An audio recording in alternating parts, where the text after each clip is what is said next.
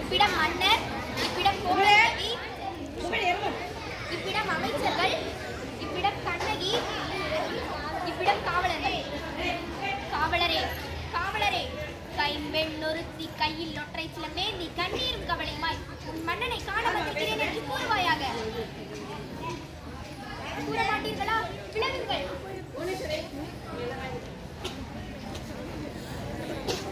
யார் நீ? அரண்மனை காவலர்களை மீறி ஆவேச கோலத்துடன் உள்ளே நுழையும் நீ யார்? குடல் தந்து புகழ்பெற்ற மன்னவனின் வரலாற்றை தேர்காலில் பகடையிட்டு நியாயம் காத்தவன் நீதி சோழனது பெருங்கதையை விளக்கும் பூம்புகாரே எனக்கு பெருவணிகர் மாசாத்துவானின் மருமகள். என் பேர் கண்ணகி. முறையீடு என்னும் முத்து விளைகின்ற மூச்சுகளுடன் சூழிருக்கும் தென்னகத்தில் மும்முரசு கொட்டி முச்சங்கம் வளர்த்து முக்கொடியின் நிழலிலே முத்தமிழை காப்பாற்றும் மூவேந்தர் பரம்பரையின் பெருமைதனை உளையாகம் முடிபுரிந்த மன்னவனே, என் முறையீட்டை கேட்பதற்கு முன்னால் நான் யார் என்பதை தெரிந்து கொள். நீ யார்? கண்ணகி. கையில் தனிச்சிலமோடு வந்திருக்கும் கண்ணகி. நிதில் வாழெழுந்தெழிய பாண்டியனை துணை திகழ்ந்தரைக்க வந்திருக்கும் கண்ணகி. என்ன மன்னா, ரோமாபுரி வியக்கும் வண்ணம் கடற்கடந்து ஆள்கிறாய். அந்த கொடி கம்பம் முறிந்து விழ அயல் நாட்டாரி கொடுத்துரைக்க உனது கொடுக்கோளிட்ட அவசர தீர்ப்புக்கு ஆளாகி கொலையுட்ட கோவலன் மனைவி கண்ணகி நான் என்பதை அறிந்திடுக அரசே, அறிந்திடுக. ஓ, கோவலன் மனைவி, கோவலனின் மனைவி, அதாவது சிலம்பு திருடிய கல்வனின் மனைவி. போதும் போதும், யாகாவராயினும் நாகாக்க மன்னா, நாகாக்க. யார்? என் கணவனா கல்வன்? இல்லை இல்லை, அவரை கல்வன் என்று குற்றம் சுமத்திய கயவர்களே கல்வர்கள். ஆத்திரத்தில் அறிவுகளை மூடிவிடாதே கண்ணகி.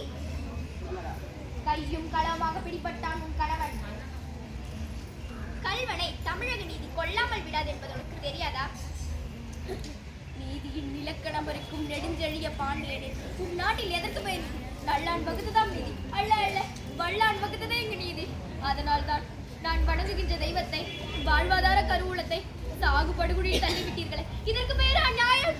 இதற்கு பெயரா நேர்மை? இதற்கு பெயரா நீதி? இதற்கு பெயரா அரசன்? உமக்கு பெயரா அறம் காக்கும் மன்னர். கணவன் கையில் இருந்ததே அரசி கோப்பெருந்தேவியின் சிலம்பு. அது கோப்பெருந்தேவியின் சிலம்பல்ல, கோவலன் தேவியாம் என்னுடையது. நம்ப முடியாது என்னால்.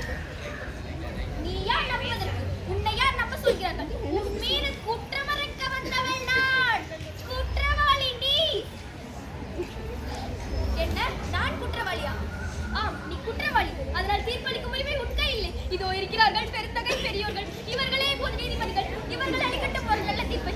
ஆன்றோர்களே, அறம் கூறும் சான்றோர்களே, புரியா படை கடந்தான் அவளை எல்லாம் புகழ் பெற்றான் என்று அவள் செய்த குற்றத்தை மறைத்து விடாமல் தாய் மீது ஆணையாக, தமிழ் மீது ஆணையாக, தாயகத்து மக்கள் மீது ஆணையாக தீர்ப்பு கூறுங்கள். நல்ல தீர்ப்பு கூறுங்கள்.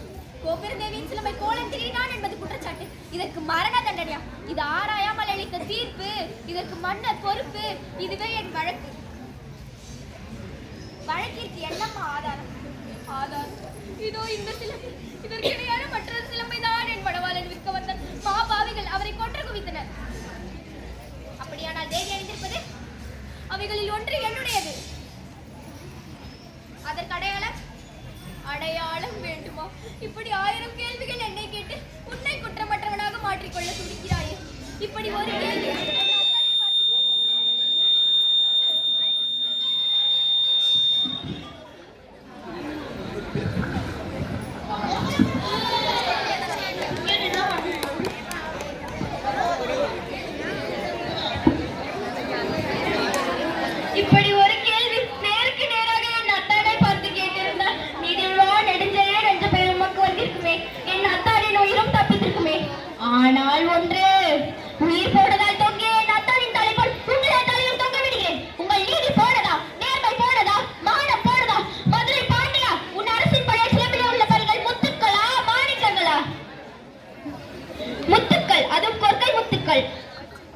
என் சிலம்பிலே உள்ள பறவைகள் மாணிக்க பறவைகள். எங்கே பார்ப்போம்? தேவி அதை கொடு.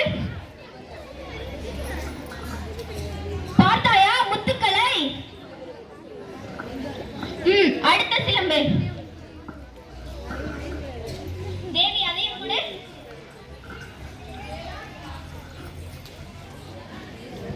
மாணிக்கங்களா?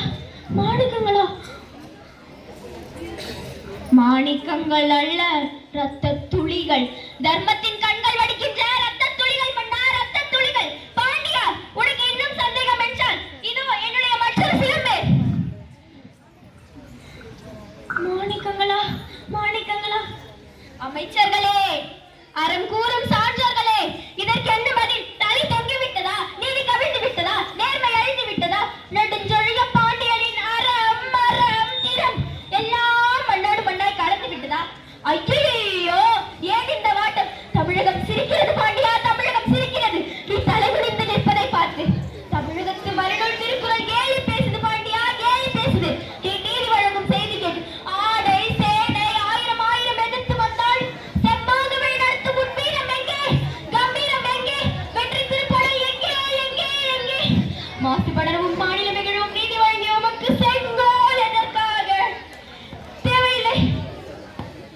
மாபாவம் புரிந்த உமக்கு மணிமுடி எதற்காக? தேவையில்லை. வேந்தர் குலத்திற்கு இழிவு கற்பிக்க வந்த உமக்கு வெட்கொண்ட குடைதான் எதற்காக? தேவையில்லை.